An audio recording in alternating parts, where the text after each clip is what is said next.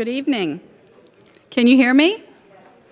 Okay. Well, welcome to this third event in For the Public Good, a series that's been planned by a group of faculty from across the campus to explore questions related to the public good. And we're delighted to see you all here tonight. This series, I just want to give you a little background. Were any of you here for the last event with Diane Ravitch? Okay, and the first panel, opening panel? Great. We're trying to build a group around this, so be sure you sign up on our outside and we'll send you emails about upcoming events for next year. This project is a 3-year project to look at the issues around the public good from a range of disciplinary and interdisciplinary perspectives. It started when a group of us started talking about our concern about the pervasiveness and contemporary discourse of neoliberal ideas and the popularity of privatization plans for public institutions, kind of taken for granted that this is the way things are.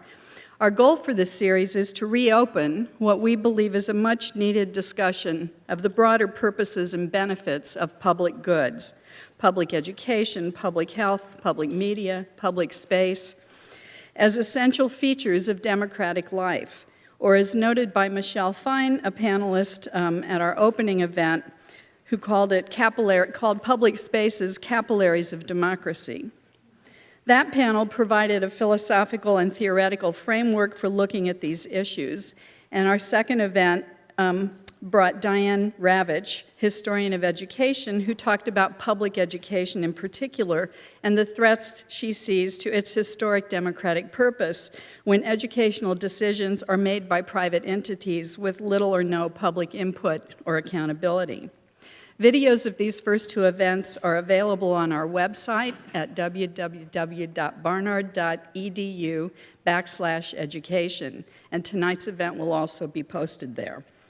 If you want to tweet, we suggest that you use the hashtag number #ThePublicGood while tweeting, so you can be part of the online discussion of tonight's lecture and the Public Good series in general. Okay, so now to our speaker. To regular readers of the New York Times, author, critic, and columnist Michael Kimmelman is a familiar name. He began at the Times as a music critic, he's an accomplished pianist, but was soon asked to write about art, which admiring critics say he has done with grace and clarity. Moving beyond music and art from 2007 to 2011, he was based in Berlin, covering, among other subjects, the crackdown on cultural freedom in Vladimir Putin's Russia, life in Gaza under Hamas, the rise of the far right in Hungary, negritude in France, bullfighting in contemporary Spain, Czech humor in the context of political protest, and Holocaust education for a new generation of Germans. Quite a range of interests. He was a visiting fellow at the London School of Economics and a finalist for the Pulitzer Prize in 2000. He's now a 2012 Poynter Fellow in Journalism at Yale University and contributes regularly to the New York Review of Books. Kimmelman has authored several books, including Portraits, Talking with Artists at the Met, the Modern, the Louvre, and elsewhere, The Accidental Masterpiece on the Art of Life and Vice Versa, which sounds wonderful reading the chapter titles, and his most recent book on Brazilian architect Oscar Niemeyer, who designed with others the UN headquarters here in New York City. He's also hosted various television programs, appearing in the 2007 documentary film, My Kid Could Paint That, about a 4-year-old girl whose paintings have been compared to Picasso. He still regularly performs as a soloist and with chamber groups in New York and across Europe. Born and raised in Greenwich Village, as the son of a physician and civil rights activist, Michael attended Friends Seminary in Manhattan, graduated summa cum laude from Yale College, and received his graduate degree in art history from Harvard University. As the architecture critic for the New York Times, he has written on issues of public housing, public space, community development, and social responsibility. His colleague Bill Keller, in an op-ed this week, noted, quote, "In just a few months as the architecture critic of the New York Times, my friend Kimmelman has introduced an enlightening ethos of civic purpose into a genre that can be at its worst precious and narrow. Rather than review new structures as if they were gowns on the red carpet, he writes with infectious passion about how we inhabit our cities.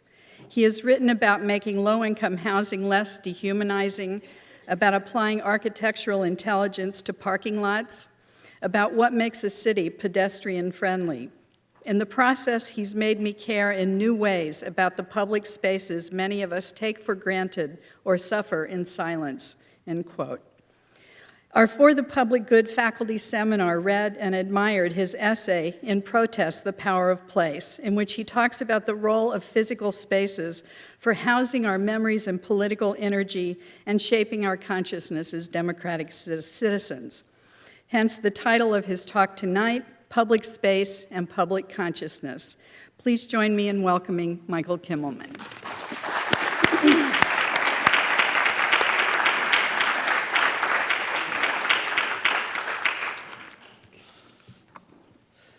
I don't see a piano, so don't worry. I won't play. Thank you. That was very kind. So I'm going to talk this evening about some of the things I've been writing about, and some of the things I hope to write about as well. So some of it may sound familiar to you, and hopefully not all of it will. The High Line, because it's nice to look at. Public health depends on the freedom of public discourse. A society that cannot talk to itself is a society in crisis. I've heard Mindy Full from here at Columbia talk about this. Public space provides a physical context for this discourse. So what do we mean by public space? The public realm is what we own and control, is how Alex Garvin, the city planner here in New York, answers that question. More than just common property, he says, public space means the streets, squares, parks, infrastructure, and public buildings that make up the fundamental element in any community, the framework around which everything else grows, or should grow. Those of you who were in New York on 9/11 or during the days after may recall that millions of people went outside to gather in parks like Prospect Park and Union Square. People didn't just retreat online. They sought out public spaces to be with each other. Our human instinct is to come together. I remember the way people occupied those parks and squares, hang ribbons and photographs on fences, concocting makeshift memorials, gathering in clusters to talk and, in a sense, reveal themselves to themselves. That is, to prove to themselves and to each other that they belonged to a larger community, a greater city, and that there was strength in numbers, and to show that a solidarity in ways that online chatter and tweets and so on, dispensed from wherever, the isolation of one's room, never can do. We're here to examine what questions of public good arise in different arenas of social and political life, and what happens when privatization and the marketplace conflict with public interests. How does a focus on the public good intersect with the preservation of democratic political spaces and institutions? So I've already put forth the premise that the public good is served when public space is served. Let me illustrate, for starters, with a subject I wrote about recently, Penn Station, your favorite train station, because it is one of the busiest and most important public spaces in the Western world, and one of the worst. The people who've been studying this kept telling me that it was the busiest train station in the Western Hemisphere, and then I said, well, but what does that mean, like busier than Bogota, or what? And then they said, well, maybe we mean the Western world, so I don't really know. Those who've been to Châtelet will say that it's pretty awful, too. So nearly half a century has now passed since the destruction of the McKim-Meade-White, Charles Follen McKim's 1910 station, an event my newspaper properly called a monumental act of vandalism. Penn Station and Madison Square Garden, erected in its place to serve private real estate interests, with the new subterranean Penn Station and tomb below, have been around now nearly as long as McKim Station. And there's the two of them. Just for those of you, this is 2 Penn Plaza and Madison Square Garden. It gets worse every year, more crowded. About 600,000 commuters who ride Amtrak, Long Island Railroad, New Jersey Transit. That does not count the hundreds of thousands of subway riders who pass through it, suffer the indignity of what Bill in that same article compared probably to a human roach motel. And that makes that means Penn, by the way, is a transit hub, a public space busier than Heathrow, busier than Newark, LaGuardia, Kennedy airports combined. Now, there are successful examples of underground, below-ground train stations like the recent tram tunnel by Koolhaas in The Hague, but that's a pretty modest project by comparison with Penn. So I proposed moving Madison Square Garden, because I can do that. It's no problem for me, as a kind of public provocation to get people talking again about improving the station, and also to refocus our civic sites. Because it struck me, coming back from several years in Europe, that it was remarkable how New Yorkers and Americans generally took for granted the notion that, as in this case, a single, privately owned building and the desires of its owners should take precedence over the welfare of millions and millions of people who suffer the station trapped below it. That potentially inconveniencing these owners and the users of that building, the Rangers fans, for instance, who were really upset by what I wrote, or not even necessarily inconveniencing them, right? Just perhaps moving them a few blocks into a better, newer building, is my idea, 10 years or 20 years down the line, when the investment made now by the owners of the garden would be amortized, that doing that was somehow just impossible. In a nutshell, it is not the greater public good, but the interests of the building's owners to which government has to bend. So it was the solution of Senator Moynihan, as you recall, to transform the present Farley Post Office opposite the garden on 8th Avenue into a new train hub. But in the process of looking into this issue, I learned that Amtrak alone would move across 8th Avenue, that Long Island Railroad, New Jersey Transit, and the subway would not budge. So I said, and how many people use Amtrak? And the answer was 30,000. So 30,000 of those 600,000, or more or less 30,000 of the, let's say, 800,000 people, if you include the subway riders, will be served by the Moynihan plan, which has its purposes, of course, but it means 95% of the commuters, at least, will have to contend with Penn. So I think this was an issue to raise because it was about the greater public good, and it pointed out what seems to me the frequent failure we have to shape public policy, to carry out a healthy public discourse with the public good in mind. My great predecessor at the Times, Ada Louise Huxtable, in the 60s, wrote that at the turn of the last century, the president of the Pennsylvania Railroad, Alexander Cassatt, had wanted to build a hotel on top of Penn Station to capitalize on the air rights, but McKim, his architect, talked him out of it. The railroad owed the city, McKim said, a thoroughly and distinctly monumental gateway. And, briefly anyway, idealism triumphed over commerce for a while, and the railroad, a private interest, saw the wisdom and responsibility of acting for the greater public good. The lesson, I think, to be gleaned from the destruction of the old Penn Station entails not so much, landmarking every old building we think we like, but preserving and encouraging McKim's public-spirited ideal for urban splendor. In many crowded New York neighborhoods, as you know, that's the public splendor. Sorry, I should have given it to you before. In many New York neighborhoods, of course, public space means parks and also token gestures by private developers built in exchange for the right to erect taller skyscrapers, bulkier buildings. I think, in a way we've become so fixated in recent years talking about buildings as baubles that we forgot to talk about the spaces between these buildings. And I think it's interesting now we're talking about it again. I'll remind you that it was the zoning resolution of 50 years ago in New York that established this incentive program for private developers to construct public spaces, bonuses in the zoning lingo, in return for these bigger buildings. And these created the so-called POPs, or privately owned public spaces. Acres of some of the costliest real estate in the city have been turned into these arcades and plazas. This is Bryant Park. It's a public space, but it's prettier, so I left it there. Sheer space, though, as Holly White famously observed, is not of itself what people need or want. It's about quality, not quantity. So how good are these public spaces? This is one of the greatest, but this came from before the POPs.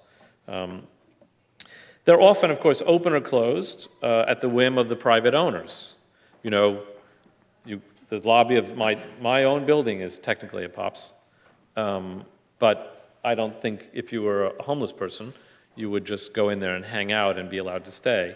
And that's true of many of these spaces which are in lobbies of buildings, the lobby of the Time Warner building, and so forth.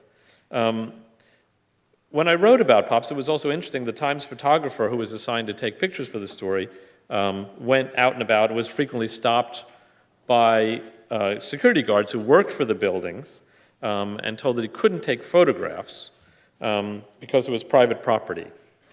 And by the Fox News building was one of them. I'm showing you here, big surprise, I'm showing you here some of the greatest public spaces, though, and I'm doing it because I want also to make clear that there are some wonderful ones.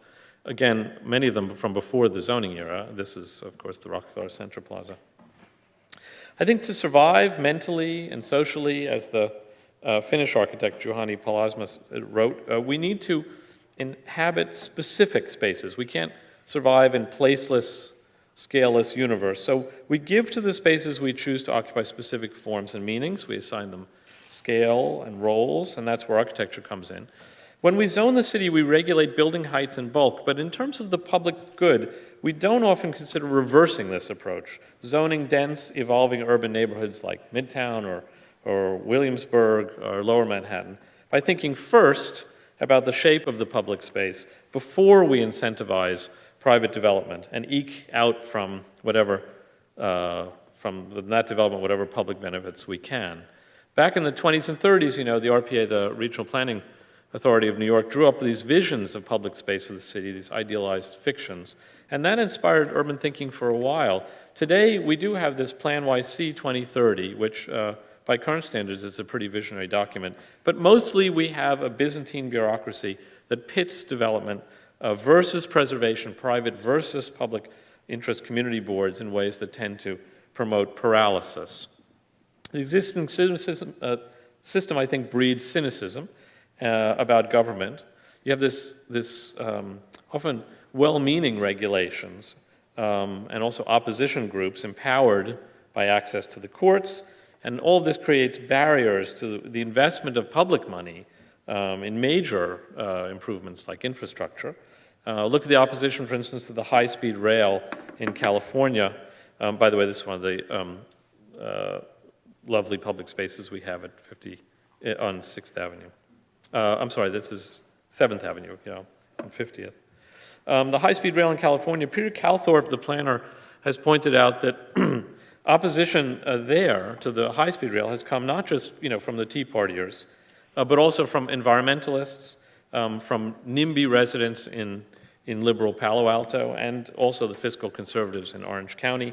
The paradox, you know, of environmentalists opposing rail service is proof, I think, of the often self-defeating way we do business or don't in this country.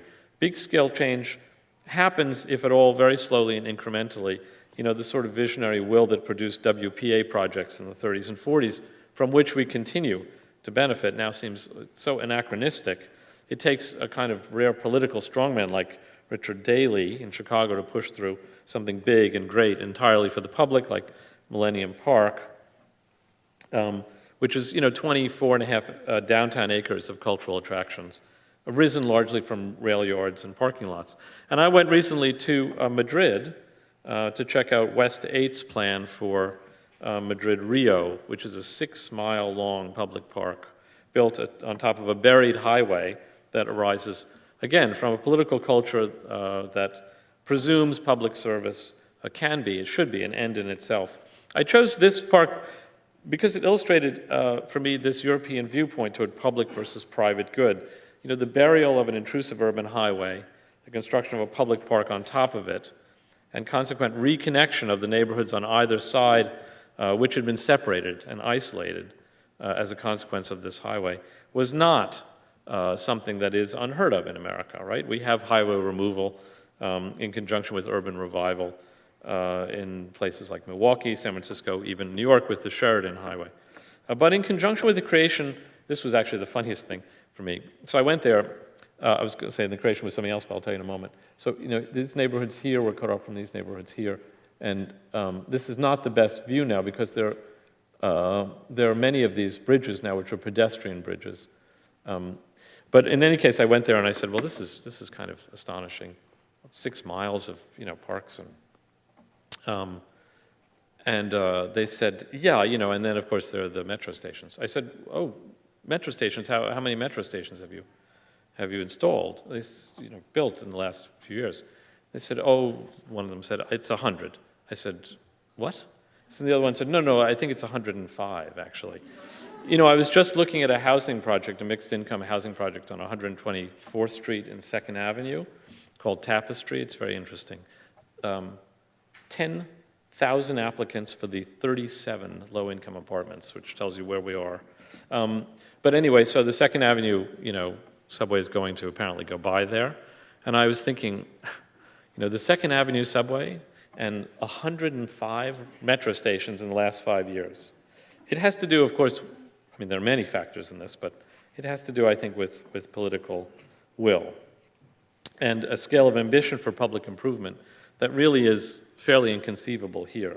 But I think attitudes change as awareness shifts. And perhaps if we start talking more about public space and our civic priorities, we can gradually improve cities and suburbs. Talking involves looking harder at the built environment as the province of public-minded architects and planners. And that is why, as Lee mentioned, I turned to write about parking lots, or actually Bill, I suppose, did.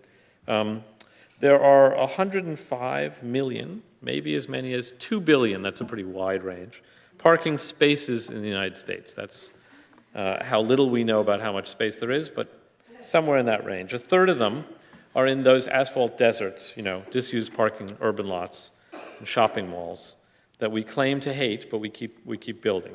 So one study says we've now built 8 parking lots, or 8 parking spots for every car in the country.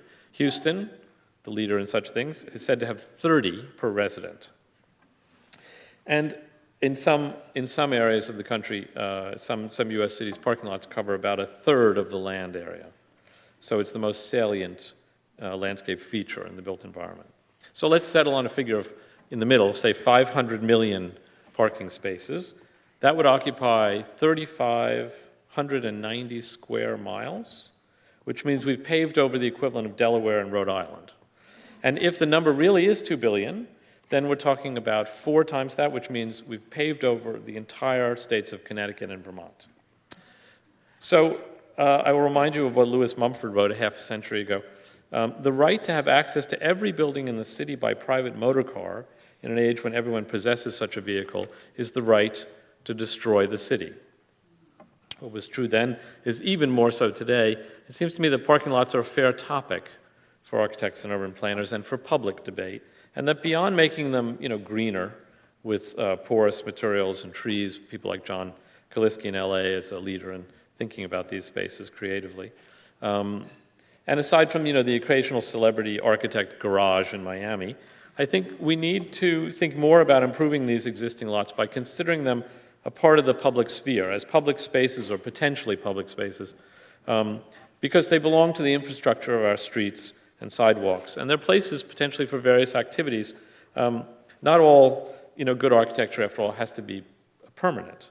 And I think temporary architecture, temporary designs, temporary urban interventions is an area of enormous potential creativity. And here I have been struck lately by the work of young firms like Interborough in Brooklyn, which have embraced what you might call the naturally occurring adaptations of ambiguous and everyday spaces like parking lots. This is a study that Interborough did of a mall in Fishkill, a supposedly dead mall in Fishkill, in which they discovered all sorts of things actually were happening there in the parking lot and in the mall.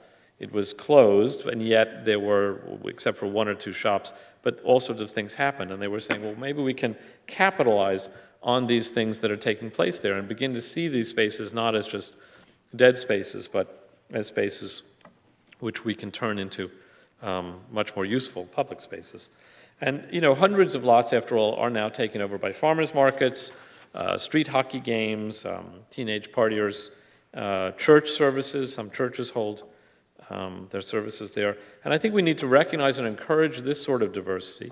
It's the idea behind Parking Day, which is a global event that takes place every year since 2005. Here's somebody who's set up a little garden for the day, a little backyard in a parking lot.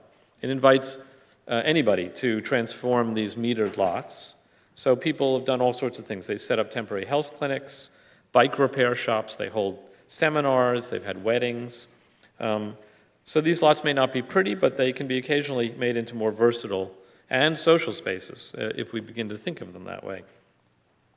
And Rogers Marvel, the New York firm, has been looking lately at how to reconfigure the meatpacking district and discovered, as we know instinctively, that because the streets are so packed on weekends and at night, cars move really slowly there.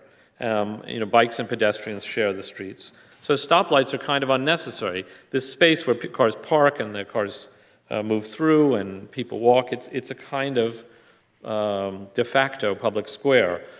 A Dutch engineer, this is what European traffic engineers have known for a long time. They've been studying this in towns and cities there. So I was going to say a Dutch traffic engineer removed all the lights and the markings in the town of Drachten. Traffic accidents there declined. And that's actually because of something you would imagine logically, which is that, it's like how you drive through a parking lot. You drive more slowly through a parking lot because there isn't there aren't lights and you're looking around for people. So there's a natural way in which people become aware of each other, of bicyclists, of pedestrians, and become more cautious. And now various cities in Europe have followed suit, creating streets that function, in effect, as public squares. People taking over the streets and squares, reclaiming public space. What has really put this issue, and of course the bike lanes, one of the funny things for me coming back from Europe was I thought, I drove everywhere. I lived in Berlin, everywhere I rode on a bike. I came back here, there were bike lanes. So that was great. And I thought, but I can't really write about bike lanes because what is there to say? I mean, obviously, everybody loves them.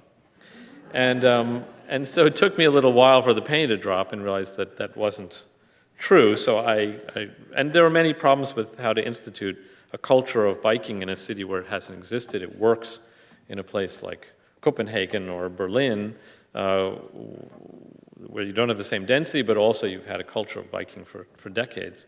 It doesn't always work perfectly there, but it works pretty well. Here, you have this funny situation in which if you just paint lines on the street and call them bike lanes, of course, that doesn't necessarily mean that everyone's going to obey the rules or notice, or cars are going to not try to hit bikes, or bikes are going to go the right way. So this process, but if you build the real architecture of bike lanes, as you have, for instance, on 9th Avenue, where you have these permanent, sort of a dedicated bike lane, you move parking out into the street, actually accidents there have declined. It works as permanent architecture, but people are reluctant to commit to bike lanes, so you don't have the permanent architecture, so you have this kind of half situation. And it's this transition that's difficult. But anyway, I was going to say what really put this issue of people taking over streets and squares, reclaiming public space is, of course, the Occupy Wall Street movement. And I think, just as with those 9/11 memorials I mentioned at the beginning in Union Square, what happened in Zuccotti Park and around the world was about the power of place. No matter how instrumental new media have become in collective mourning or spreading protest, nothing clearly replaces people physically taking to the streets. We underestimate, I think, the power, the political power of physical places, and then, Tahrir Square comes along. Historical upheaval, if you think about it, is often linked to place. Kent State, Tiananmen Square, the Berlin Wall. And this is because I think places haunt our imaginations, stick with us. Now, much as it looked like a refugee camp, Zuccotti Park for a while did become, and this is probably what I was writing about before, it's really struck me when I went many times, a kind of miniature polis, a little city in the making. You know, it had this little DIY democracy thing going, and this mic check system. I don't know if you recall this, but because they weren't allowed to use amplification, someone would announce something, people would repeat it, and it would sort of echo through the space.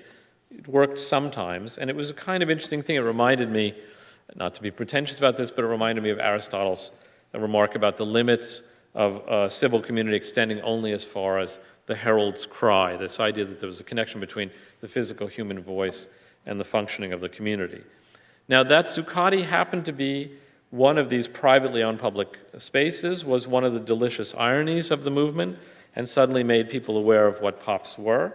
It was formerly called Liberty Park, and then the site was renamed in 2006 after John Zuccotti, who's the chairman of the Brookfield Office Properties, which is the park's owner. And Zuccotti had been a city planner and a very interesting character. But in any case, it was a zoning variance, as we spoke of before, granted to Brookfield years ago that required that this park, unlike, let's say, a public city-owned park, to remain open day and night. So the whole situation obviously highlighted for millions of people just how far we have allowed this ancient civic idea of public space to drift, you know, from this arena of public expression and public assembly, Speaker's Corner in Hyde Park, for instance, to this like commercial sop, you know, the lobby garden of the Bank of America building, or the corner of the IBM building. In Europe, I came across many public squares and parks in Barcelona and Madrid and Athens and Paris and Rome, which were occupied by tent communities. Public protest and assembly were sort of part of the European social compact. The message of Zuccotti occupiers, I think, was kind of fuzzy to many people, but I interpreted it as being an enactment of what the protesters considered a fair society, that they were creating a sense of version of the community that they envisioned might evolve for the public good. You know, this was a kind of common ground for people with these different grievances, and they set up the place. I don't know how many of you went. How many of you went, may I ask? Of course, it depends on when you went. I went lots of times, and once I had to be interviewed somewhere else, so I wore this. And I was there really early in the morning when people were just waking up. And there was a guy who, and I had been there lots, and it was great. But this time, this guy said to me, I know who you are. I said, really? He said, MI5. I said, first of all, I think it'd be MI6. But in any case, no, but it was actually very, there was a change, as you know, in the tone and the character of what happened there. But for a while, I was struck, especially when I first went, maybe many of you were too, by the sense in which they really set up a little town. There was the library, there was the media center, the place where people, you know, slept. There was the very, very touching and moving, you know, of course, the cafeteria essentially, and the medical center and so forth. And this was repeated in many other places. There were a lot of other things I wanted to note about this occupation, though, because it struck me as from an urbanistic planning perspective, too. I think it revealed a great deal about how our cities function, you know, how our economy works, and how we define and limit public space. We were reminded, for instance, that New York State, it was in 1872 that it passed a law requiring a permit for any gathering of 20 people or more in public. This means that public parks have set limits, always set limits on public use. They've never been free and unrestricted, contrary to what we think. City officials are, of course, forever closing streets and parks, but they do so for parades and fairs. You know, try getting a permit for a political protest to close the street. And this is not because government is evil, but I think partly because people don't really want protests, truth be told. This is, as Lisa Keller, the historian, has put it, is the ultimate NIMBY. People, they want free speech, but they just don't want it on their own streets, which they like to keep quiet and clear. So what is the cost then to public good, to public discourse and civic freedom if the only way to spread one's message is then to buy space? Occupy Wall Street, I think, in part unintentionally raised this question, and others like it. Where are the spaces in which we can act as a community? Who governs them? Who decides on their design, their use? And should we blur the controls, the boundaries, the authority, the thresholds between public and private space, between streets and sidewalks? I think we need ambiguous spaces, multi-use spaces, but how do we create them? Okay, so pedestrian streets, bike lanes, they partly blur the lines. The ambiguity of Union Square, I think, is an example too. The plazas on the north, south, and west, that create this space for the farmers market, for couples to flirt and buskers and people to gather. Access to space breeds a feeling of ownership and ownership empowerment. But more than access, openness has to be hand in hand with what a few people, Paul Brocious, I heard the architect use the word sloppiness, that this is the key to public space. From a design perspective, this means incomplete spaces that are completed in different ways by different users. So the steps at TKTS and Times Square are great because they provide a platform without a program, but the bollards that block the sidewalks and cause pedestrian bottlenecks and gridlock are not great. The High Line is not an entirely free and open space, but it's certainly not sloppy. But it is designed with openness in mind. Designed, that is, not as a collection of specific programmatic spaces, but as an interconnected landscape where various serendipitous things may happen. The place itself and the views from it being the reason people go there, as opposed to our going, as we do to a concert or a hall or a museum for some event or attraction. But, of course, the Occupy Wall Streeters did not select the High Line or the TKTS in Times Square. They went to Zuccotti because all spaces are also symbolic. Zuccotti was up the street from Wall Street, and it was relatively compact. This is interesting. Occupiers across the country tended toward places like Zuccotti, places that could look jammed and bustling with just a few hundred people, as opposed to, say, the Great Lawn in Central Park, where the same size protest would have seemed insignificant. I was reminded, of that, the awkward comedy of Mitt Romney speaking before the Michigan caucus, it's 65,000-seat Ford Field for 1,200 people. This is the power of space, or design, you might say, to subvert it. Now, I suspect what many politicians and private developers took from the Occupy movement, architecturally and urbanistically, was that in future they need to work harder to design spaces that cannot be occupied. Yeah? And as Jeffrey Howe has pointed out, there really are two kinds of public spaces. There are institutionalized spaces and insurgent spaces, he said. Institutionalized spaces would include, I guess, Yankee Stadium or a Starbucks. Insurgent spaces include community gardens, mall parking lots, and Zuccotti once occupied. Public space, as Howe puts it, is, for it to be truly public, must be enacted. It must be used, and it is this act of using it that makes it public, that makes it a real space. At the same time, any space or place can be occupied and taken over, despite the best attempts to design it so that protesters won't. A highway can be occupied if protesters really are willing to stop traffic. A street can be occupied, so can a bridge. The question is not, can a place be designed to prevent occupation, but can a place be designed specifically for protest? Or does the very designation of such a place as an official sanctioned site for political action undercut its political independent function?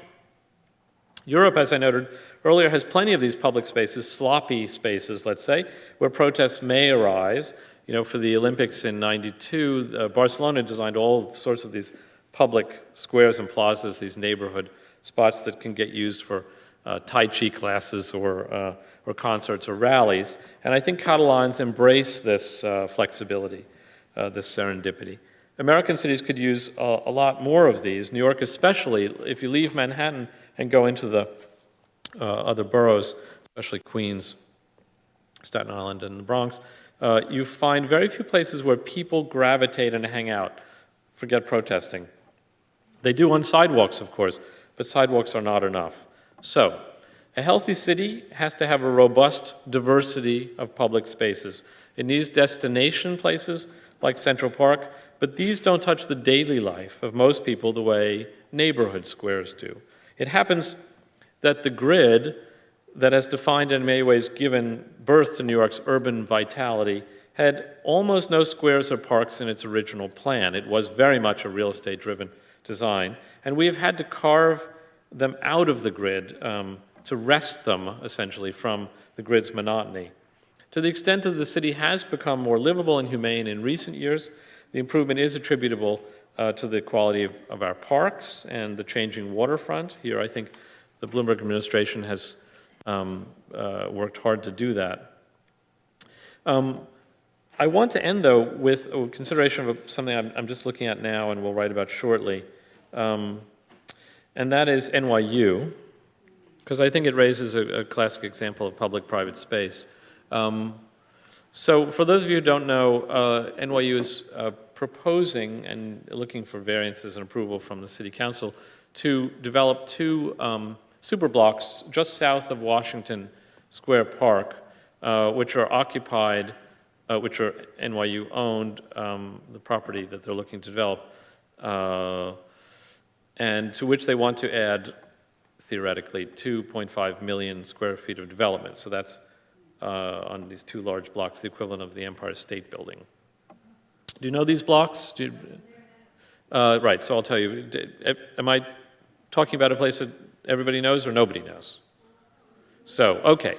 So the blocks are from 3rd Street down to Houston and between LaGuardia and Mercer. So this is an aerial view of Washington Square Village. You know these two huge buildings here?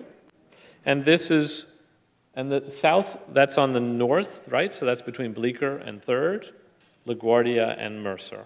And on the south superblock, it's between Bleecker and Houston, LaGuardia and Mercer. And there you have the Silver Towers, the pay buildings from, so this is what's called Washington Square Village. That's the south of those two large slabs on the north superblock. And then this is a view of one of the 3 pay towers on the south block, and this is the Picasso in the middle. I have to interrupt this to say it's a very interesting site because this was essentially land that was cleared for when Moses wanted to essentially part Washington Square Park and bring the bus line straight through the park. So LaGuardia was widened, and part of the green strip along LaGuardia, if you know it, is Department of Transportation property. That's why there's a sort of green area widened. Bopst Library, the NYU library, had that too, but then when the plan fell through to when Jane Jacobs stopped it and everyone else stopped it, that first block, the one between 3rd and 4th, was taken over by NYU, and NYU built Bopst. So that's built out to the street line. But south of it, those buildings are stepped back on LaGuardia, and that's because that was where the avenue was going to be wider for the buses. That's the first thing to know. And the second thing is, then Moses also wanted to plan these new developments there to get rid of all of the sort of tenement housing that had been in those blocks. And so a developer came and built these two big, apartment things. They were not NYU property at first. He was going to build a third where the Silver Towers are now, on that southern block. But I don't think he went bankrupt or anything, but he decided to back out of it. It wasn't making money. So sold the property to NYU. And NYU, that was in the 50s, and an NYU, with the property now owning both the super blocks, decided not to build the third slab, but to commission, pay, and to build silver towers. So that's the 50s and 60s. And then you had this whole new thing in the village, these large 20-plus story buildings, giant tower in the park designs, and either the trio of skyscrapers or these big buildings with the green space in between and a park, Zuccotti Park, built on top of a parking garage in the middle. So as Lee mentioned, I grew up in the village, and these were there when I was around. So I would go, my classmates at PS41 were living in these buildings. So for me, living in the village, these buildings were just part of my community. Of course, they were considered to be, outrageous and horrible by the villagers who at first opposed them because they seemed to be so out of context with the village. But I have to say right off the bat, I like them. I mean, I think that they're okay. So much has to do with personal experience and memory and how you use these spaces.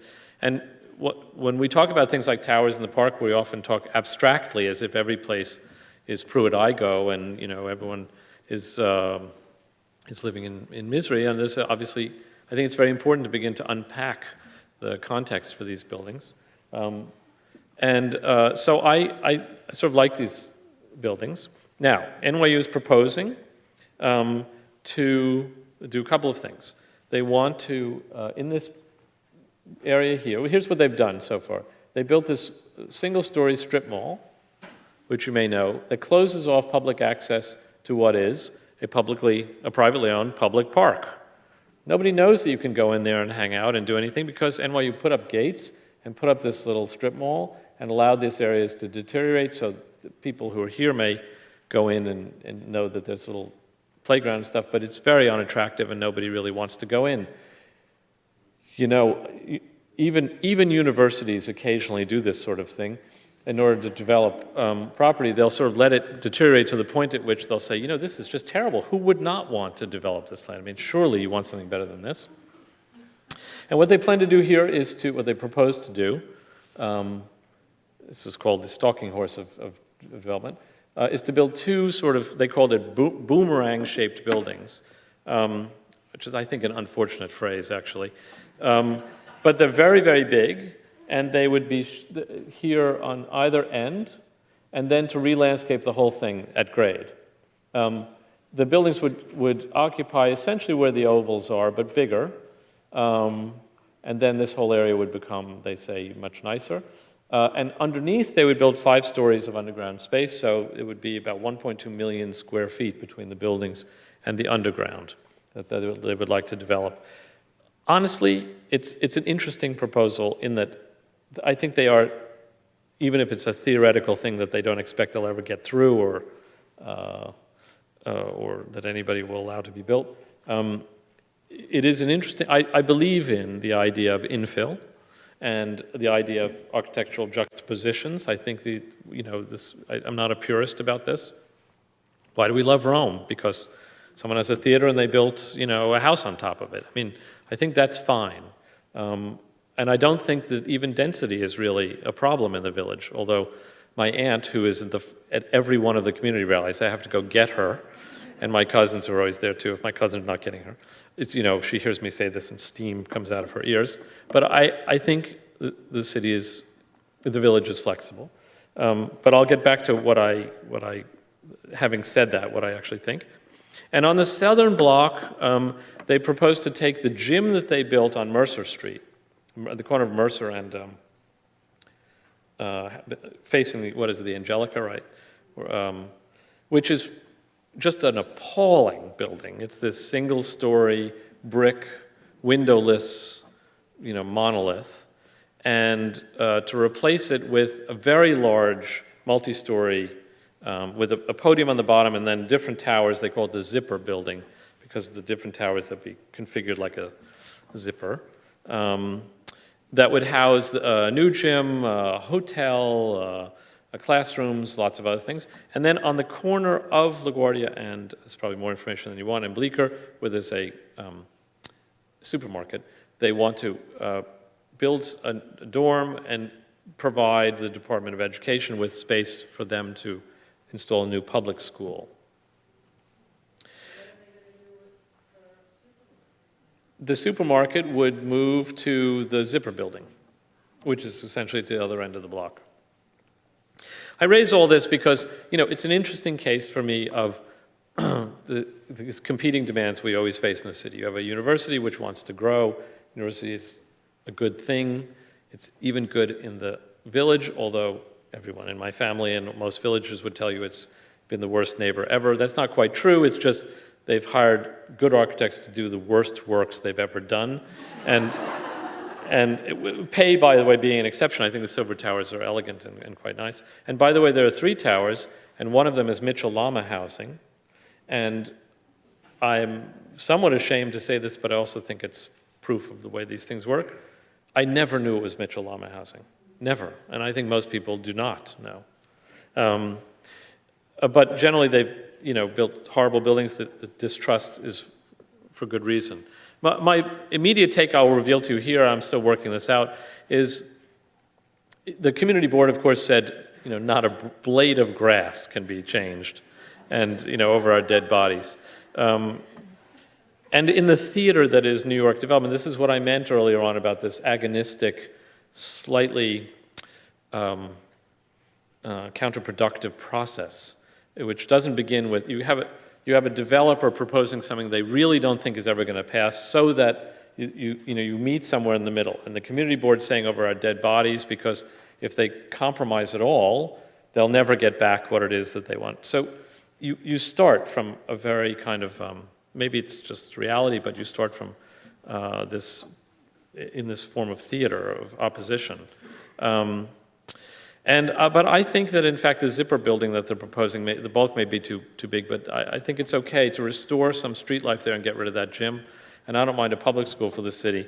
And I even can imagine a little more height on LaGuardia. I think we would survive. But the interesting place for me is, and here's another view of the Silver Towers. It's actually a bad photograph of them. As you know, they're kind of slender and attractive buildings, I think. But this is the interesting thing. I came back to this because having said to you that I can imagine the density, I like the idea of the juxtaposition of stuff, I can't get past the idea that this is space that's owed to us. These buildings went up with the proviso that there would be public space in between. And that's why they're so big. And the fact that NYU has allowed it to deteriorate should not be the reason that we therefore say, well, sure, just fill it in. I mean, I think, that really what would be great is if NYU, as a gift, built a public school and really restored that as public property. It's a very interesting case of the way in which these spaces are necessary in ways we don't even consciously realize. I've spent my childhood wandering around this area, and I'm sure many of you have wandered through here without thinking about this space. But there is a way in which these open spaces provide a kind of decompression chambers for us. And they're part of the city landscape. That same space out in Coney Island, where you have a lot of housing projects which are desolate, that may not work. But in the middle of the village, it's a very useful thing to have. And it's a good example of, I think this relationship between public and private.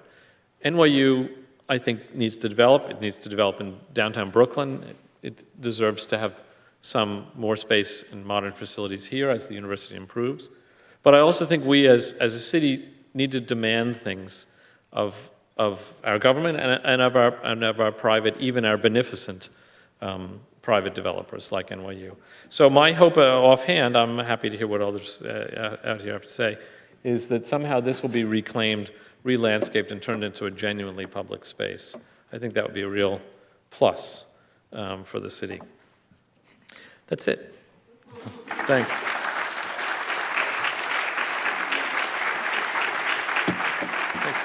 Should I take questions or something? So we have time for some questions. There are students with microphones, and since we're taping this, please wait until the microphone comes before you start speaking. Please make sure your question is a question and keep it brief so as many as possible can ask questions. Sure. Yeah?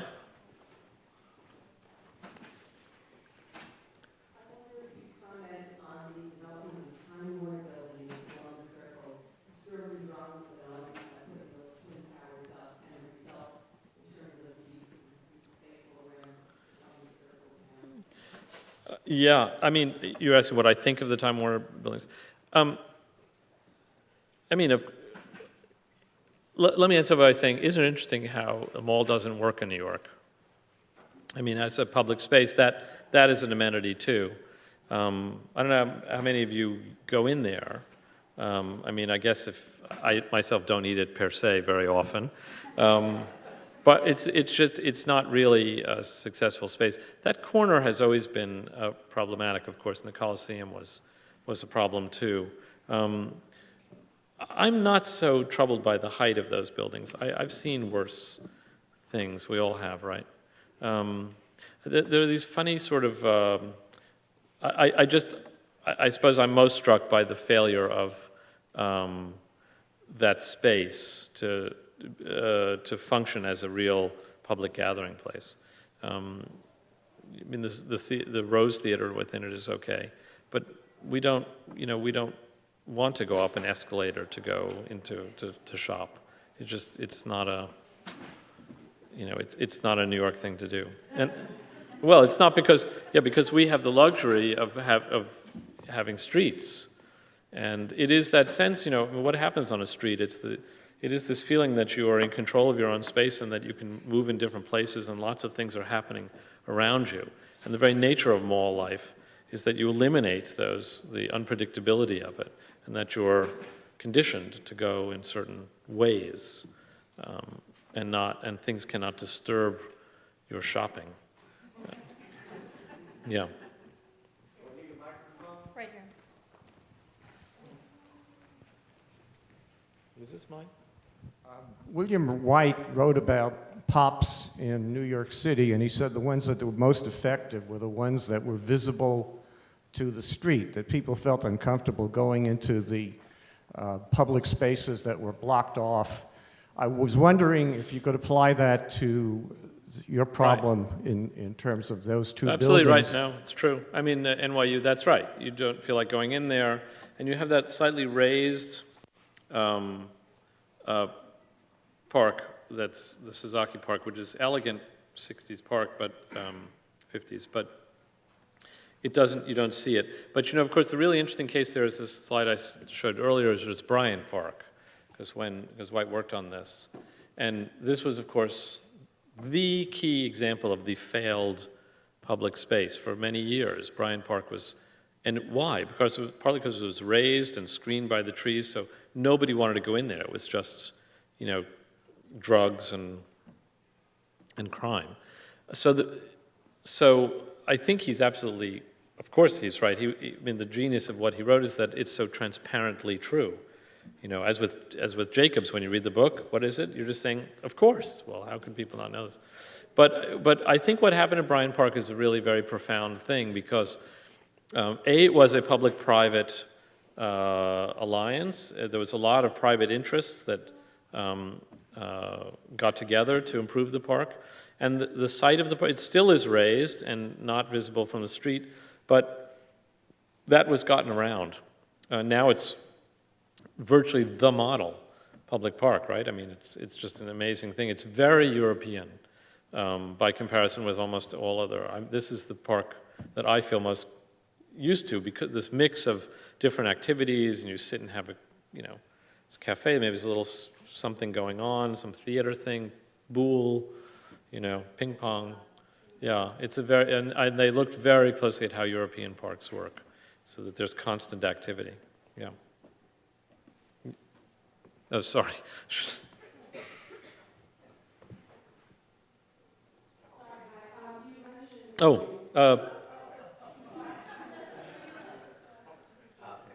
And out in Queens and Long Island City, I have a lovely park on the waterfront, but what's beyond that park, beyond Gantry Plaza, is sort of more or less a failed neighborhood. It's really weird, high-rise towers. Where is? Long Island City. Long Island City, yeah. And it was developed fairly recently, right? And I guess the reasons why it's semi-failed are the usual New York reasons, but if you were, let's say, a mayor, and if you had the political will to make this a better place as it was being developed, what would have been the decisions that could have been made differently to allow that to be a better neighborhood and not just a bunch of towers with parking lots? Yeah.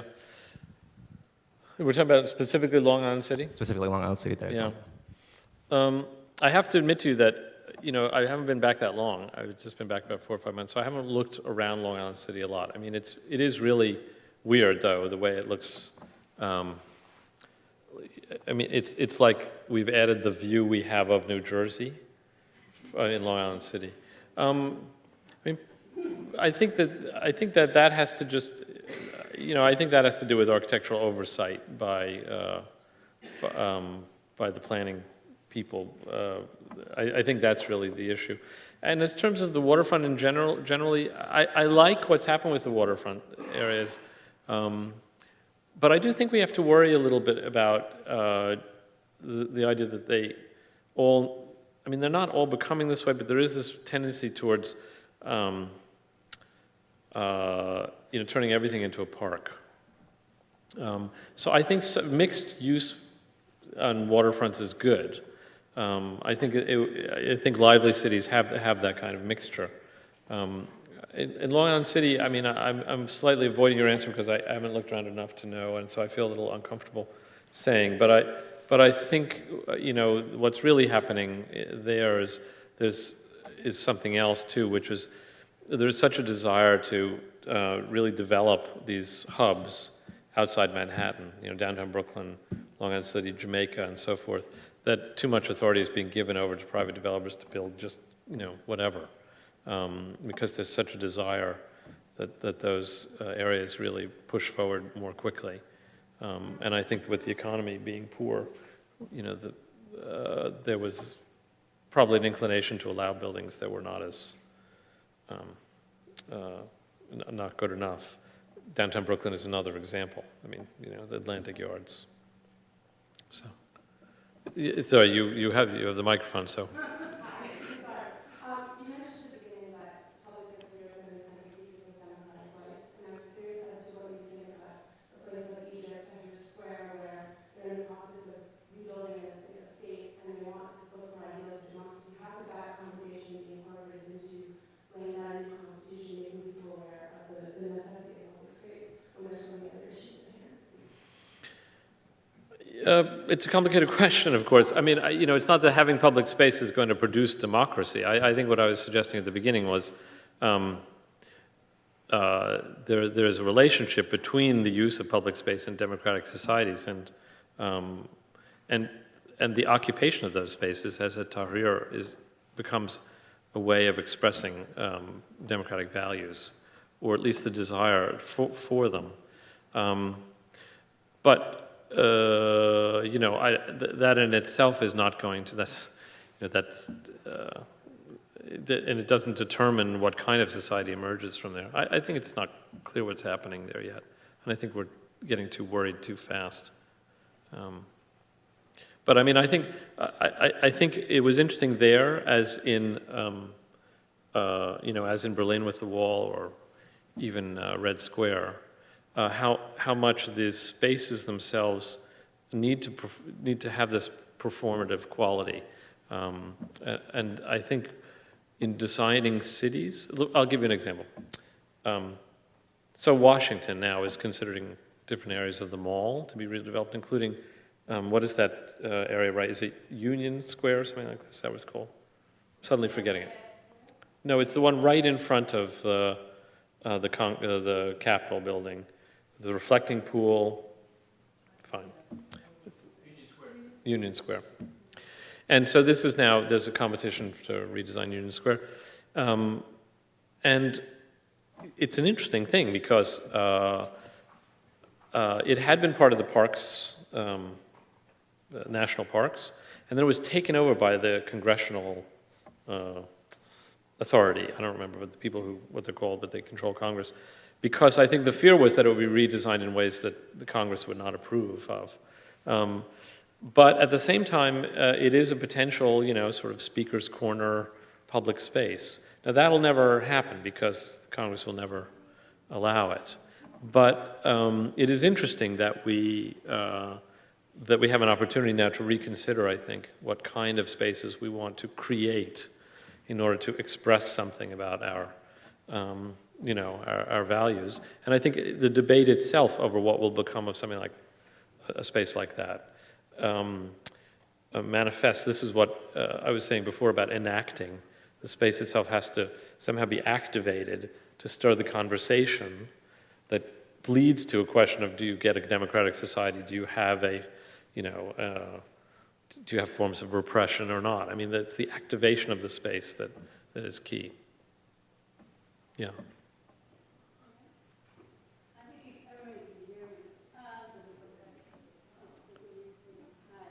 Is this on?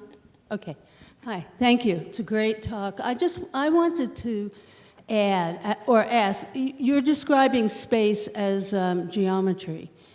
And I'm involved with a project with the Lower East Side Girls Club where they're painting a mural of women's suffrage on the wall, and all the girls are doing it. And it makes me think that they're also creating a public space, not by the shape of the building, but what you see. And so I would add, for another talk you might want to give someday, it's not just the shapes. Yeah. You know, that the best, the reason I shouted out Lafayette Square, you can see what I know, is that's where the suffragists demonstrated, right across from the White House, by climbing on the statue. Right. So statuary, murals, things like that seem to me really important parts of what we're calling public space. Sure, no, I obviously, listen, I mean, I don't disagree with that. And having been an art critic for years, I'm perfectly aware of the value of sort of murals and monuments and so forth. I think, you know, of course, it's not just open space. I mean, memorials are a very interesting thing if you think about it. The way in which they have evolved in recent decades, essentially to adapt a language of minimalists. It comes out of Maya Lin's thing, I think, to a large extent. Adapting a very minimalist language of Sarah and others to create these spaces that convey at once monumentality, but also neutrality. Because in the case of the Vietnam War, the need to convey some ambiguity and yet specificity was the program, right? We're not going to say the war, it wasn't triumphant as with World War II. It was ambiguous, and yet we wanted to specifically name everyone who died. So that combination was very powerful, but if you think about almost every one of the memorials we've built since then, in an era of ambiguous feelings about war, they all more or less mimic this, whether it's Oklahoma City, or the one downtown, with which I have lots of problems. They're all kind of these same sort of monumental minimalist spaces. It's not exactly what you were saying. I agree with you that, of course, murals and sculptures and all this is part of the public realm too, and shapes how we wish to present ourselves to ourselves. You pick. Sure. I know the whole Javits issue has gotten a lot of press over the last 2 months since the governor's State of the State address, but can you address the idea, here we have Highline and the Hudson Yards redevelopment. We're about to reintegrate Javits into the fabric of Manhattan, and now we're going to rip it out and plop it down next to JFK. Yeah. Is that what we're supposed to do with congregating places like Javits? Yeah.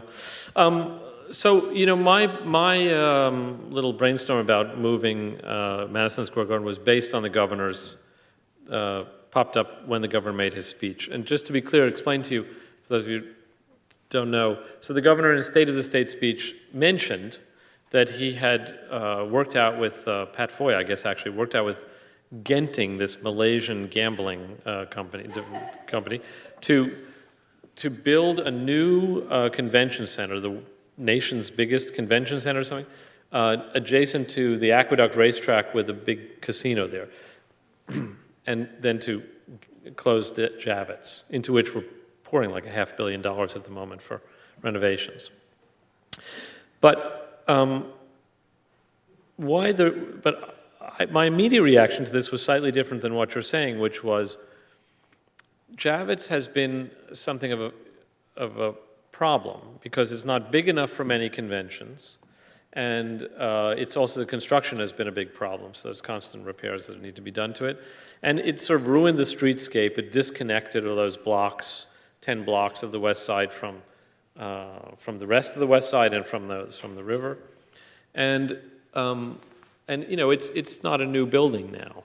So I thought there was potential for redevelopment of the west side, which I think was really, we're talking about 18 acres, an enormous amount. And I think this was part of the scheme. And let me just stick with that for a moment. I think there are ways one could salvage Javits, but convention centers on the whole are not great, are not very successful these days. And a smallish one like that is probably is not ever going to be a hugely successful thing. So for me, there is a plus to seeing that area, those 10 blocks, could be potentially redeveloped and restored. The streets could be restored. We could get some other kinds of mixed-use things in there, including park spaces and so forth. And it is very prime real estate because, as you say, the High Line is going to be completed and will be there. The Hudson Yards will be there. The number 7 line is going to connect to this. So it seems like a real hub. My gambit was to say, as an incentive for the garden, the carrot instead of the stick was, that's going to be a very appealing spot, the southern end of that, if in fact Javits Convention Center were ever to move. And so it's potentially a place for an arena. Unlike, so remember, the football stadium that was proposed for the Olympic plan, arenas are somewhat different. Let me just say about the Jamaica idea, because I then called a lot of politicians in Queens and the Congress out there and borough president and so forth. As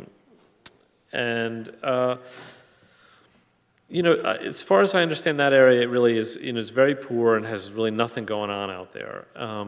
And it is true that casinos and convention centers are the most bottom-feeding possible form of urban development.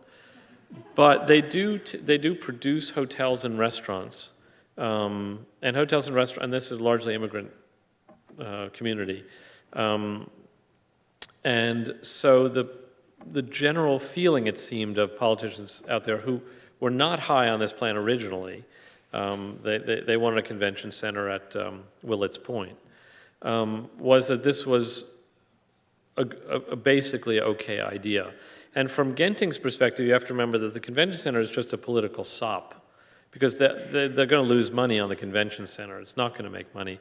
They're going to make billions on a casino. So you want a convention center, fine, we'll build you a convention center. We just want this racing track casino. And if that's what it costs, that's fine. But the plus side for me, I thought in my mind was, I thought, well, no one's actually going to use the convention center, of course, if it's out there and it takes an hour and a half to get into Manhattan. Conventioneers are not going to say, I can't wait to go to Jamaica, too. But there are rail lines, dedicated rail lines, and potential ways in which we could finally get some direct rail service from Kennedy into the city. And so that as part of this plan, I thought, all right, if we'll go along with it hypothetically, if it produces jobs and new development out there, and if it produces finally some dedicated rail service, rapid rail service, that connects the airport to the city, one stop in 20 minutes, and we get development of the west side that's really creative, we're talking about this is going to happen in, 10 or 20 years? I can see some of that. I mean, I don't like the whole idea. It's very sleazy sounding. But it seems to open up to different possibilities. And I have to say, I'm learning my way through the maze of these issues here. I'm all new to this. I was struck by how people who I, consider properly educated about these affairs and skeptical were more favorable of this proposal than I had originally expected. It was their enthusiasm, partly, that made me look more closely at the governor's idea. So I don't know that saving Javits, I mean, I know it seems a little crazy, but if this were ever to happen, it might actually produce it would certainly potentially produce a much better west side, and might even produce something in Jamaica, that is a net plus. It's the argument anyway. I bet Cuomo has not even vaguely thought that far about it. I think he just thought, Genting's going to give us $4 billion, new convention center sounds good to me, fine. So, sure. Hi, having just had a bowl of soup at Whole Foods at Columbus Circle. Yeah. And You guys, this is the enjoying Columbus the Circle mix row, of obviously. people Yeah. sitting there, Yeah. quite a mix. Somebody just come in from Korea to attend an art opening. I was listening to their conversation. And also enjoying when spring and better weather arrives, sitting in that new fixed up circle itself around the fountain. Yeah. And seeing We weren't talking all about the this- activity for right. bicycle rentals and so on, and people do go upstairs to Samsung, and the Oscar event was held there last year. We could have a picture taken with Oscar. I don't know that I agree that it's a complete failure. Is it a failure in No, terms no. of economics, or what? No, I didn't mean to say that it was a complete failure. I mean, I stumbled in answering that question because I wasn't quite sure where it was coming from. I go down to Whole Foods as well. Down there, it's okay. It's actually interesting that it is the underground space, which is usually the worst space, that in some ways is the most attractive and successful. I've been trying to figure out why that is, and probably more intelligent people than me will figure that out. But I agree that Whole Foods works, and and activating that inner part of the traffic circle. Once you're in there, I think it works. It's the problem of getting in there that's a problem. And I don't know how often you've tried to say, ride a bike through Columbus Circle. I'm not talking about in the park or something, but around, go up 8th Avenue and try to. I've done it a bunch of times. It's terrifying, and it's not so great for the cars either. So, I mean, yeah, there are definite improvements. I think the park is an improvement, and I agree with you that Whole Foods is fine. I think if someone had said, we're going to do these multi-billion-dollar projects and tear down this whole thing, and you're going to have a really cool Whole Foods, and there'll be a little park in the middle where you can sit, people would not say, that sounds like a good deal to me. I mean, but I think it's a very complicated space because of the traffic. It's almost impossible, really, to. What you want to do is create a space that connects the Time Warner Center with the park. And almost all pedestrian traffic there is so difficult. So, I'll do one more because I could see he was struggling and it was so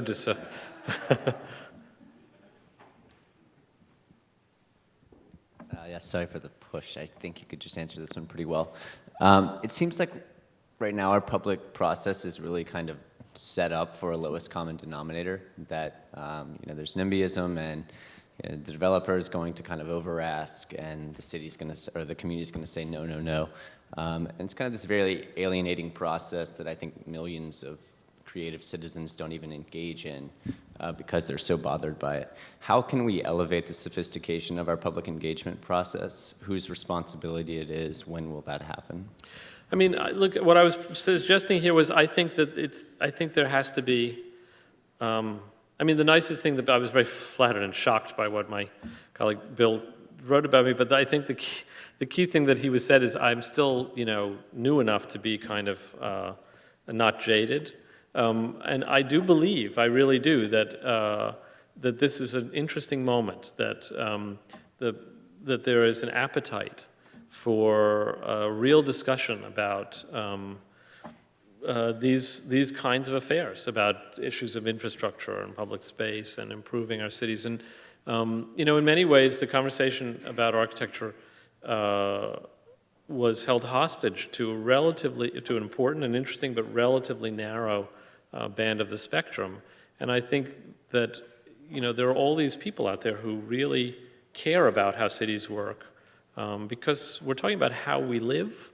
And I think if people are aware that the conversation itself is about them, is useful to them, then they'll become more engaged by the potential to change things. I mean, I don't mean to sound so pie in the sky. I'm actually surprised to hear myself saying it, but I do think so. I mean, we're going to enter a time when we're going to have an administration that's less inclined toward developers but probably also a lot less inclined towards urban development, just urbanism generally. And so I think, it's incumbent upon us here in New York especially to take up the conversation and begin to press for these kinds of issues to be part of a larger part of the public discourse. I think, even for my colleague Bill Keller, it isn't really a subject that he had thought about a lot. But I think once people are aware that that it is this issue of how we live, that it is a possible subject for conversation, then I think there is a way in which we can begin to, move things. I really do. Maybe I'm, going to be jaded soon enough, but not yet. Anyway, thank you very much.